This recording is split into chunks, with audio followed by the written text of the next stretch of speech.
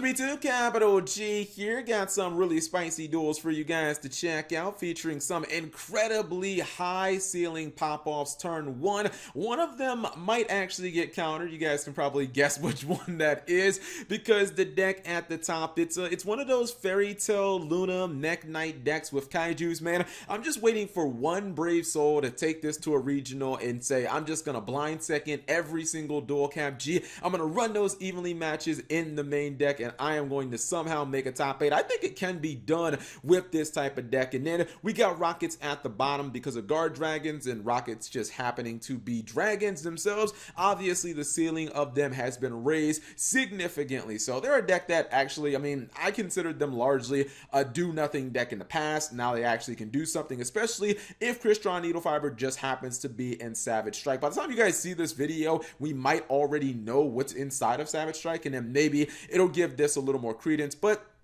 he is going to make a really strong turn 1 board. Now, obviously, this is accented, or I guess it's heightened by the fact that anytime you got Soul Charge, you're going to make a strong play. This was pretty cool. So he has the Rocket Synchron, which if you don't watch Yu-Gi-Oh! Vrains, you should. That was one of the best Synchro summons in the show. And he's basically going to channel his inner Revolver, and he's going to use it to summon Borrel Savage Dragon, which now has 4 counters. And then he went a little Borrel crazy here. I mean, you don't usually see people summon 3 Borrel monsters turn 1, but he's like, Cap G, I am Revolver, check out all these Borrel monsters. And I mean, it looks really good, but he just ran into the worst deck possible. His opponent is going to give him that kaiju, then he trades in for new cards. He's actually going to use Mind Control on the Crystal Wing, and then this is just, man, this was so bad for him. So he has the Mech Knight or the Purple Nightfall. That obviously it's going to banish itself, probably get him the blue one. The blue one's going to summon itself, and now he has the ability to summon even more. And just because these Mech Knights are level 8s, well, a lot of them are level 8s,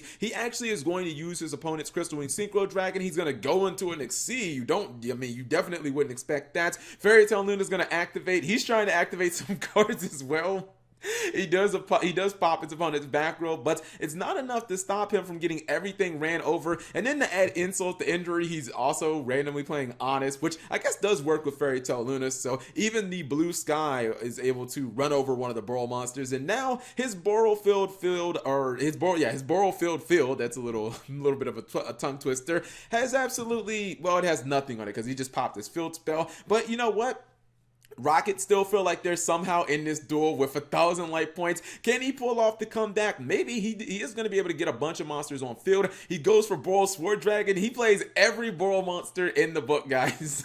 And he is able to get rid of a couple of monsters on his opponent's side of the field. The problem is, we know that he has another kaiju. He's playing Wing Dragon Raw Spear mode. This guy is clearly blinding second every single duel, and that's the end. Hold on, I honestly just want to see if he plays evenly matched, because if he plays evenly matched, okay, you know what? Definitely legitimate deck. I'm not really sure about this this Blizzard or the Torrential. I feel like evenly matched should be like the only trap card that he plays, especially if you're just gonna blind second, because your opponent's not gonna summon if they already like got their board established. But really interesting. Wait, what could he summon? What could he be summoning with the Blizzard? Like, I don't get that. Doesn't Blizzard only summon wait, I'm looking at his graveyard. I'm trolling. Doesn't Blizzard only summon level 4 or lower Blackwing monsters? Like, this is weird. Special summon level 4 or lower Blackwing monster. Okay, that's just weird. Anyways, the game is over. Whoops, didn't mean to swap that. I was just curious to see if he was playing evenly matched. I thought that it would be the only trap in his deck because he's probably blinding second. Next up, we have a very weird version of Orcus running a lot of Cybers monsters. I don't really understand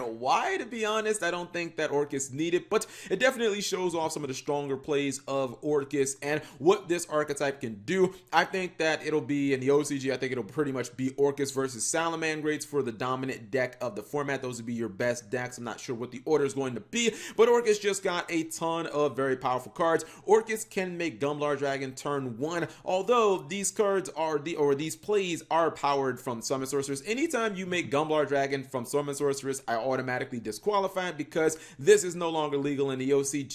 And hopefully this card gets banned in the TCG, then Gumblar Dragon won't be a problem. I don't even think they play Gumblar Dragon in their OCG builds of Orcus, but it does show you some of the cool plays that you can do. This deck can drop True King of All Calamities, and really, it's just a strong deck. When Konami decided to give it the Xyz monster, and then also the Infernity Barrier that has a built-in Rota during your next turn, it's pretty damn insane. He's not going to use the effect failure during his opponent's turn because he doesn't actually need it. Also, for Gunblar Dragon, you probably do want to discard the card from their hand, but you guys are going to see right here, because the Phantom Knights of Rusty Bardique allow you to get the Phantom Knights launch, the fact that you can bring back the Orcus Xyz monster during your opponent's turn, and it just so happens to be rank 8, which, I mean, if it was rank 7, it would be different, but it just so happens to be rank 8. You can rank it up during your opponent's turn. Also, this is just dumb. You summon it back to Rusty Bardique's link point, and you get to blow up a card on your opponent's side of the field, so it kind of counts as like double disruption, and then you just lock him out with the True King of All Calamities. Like, this is going to be the play that really breaks Orcus. I know you guys see the Gunblar and that'll be the focus of the duel, but really this is what the OCG players are pretty much going to rely on to kind of like carry the deck, because there is no summon sorceress, so they won't really play, you know, a lot of the card. Like they really won't rely on Gunblar or anything like that. But the fact that you can make Rusty Bardique, you can get Fog Blades, and then you can basically get your Phantom Knight rank up card. You bring back your Orcus Xyz during your opponent's turn, pops a card, and then you rank it up to True King of All Calamities. Is like, what the fuck are you what are you supposed to do about that? Like, you got a card blown up on your opponent's side of the, or you blew up a card on their side of the field, and you just lock them out of monster effects for the entire turn. Orcus are nuts. Like, they're going to be a legitimate tier 1 deck for the foreseeable future in the OCG. And you know, when Dark Neostorm comes in May, it'll be one of the best contenders to win, you know, the NAWCQ. So whatever you guys think, leave it in the comment section below. Thank you guys for watching. As always, subscribe if you have not already, and turn on that notification bell for daily videos.